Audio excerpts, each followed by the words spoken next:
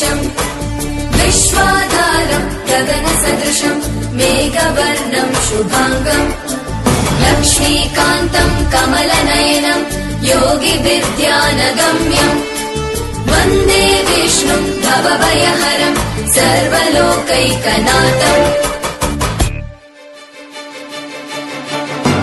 त्रैलोक्यपूजितः श्रीमान् सदा विजय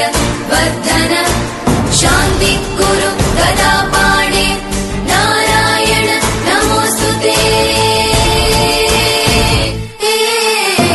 त्रैलोक्यपूजितः श्रीमान् सदा विजय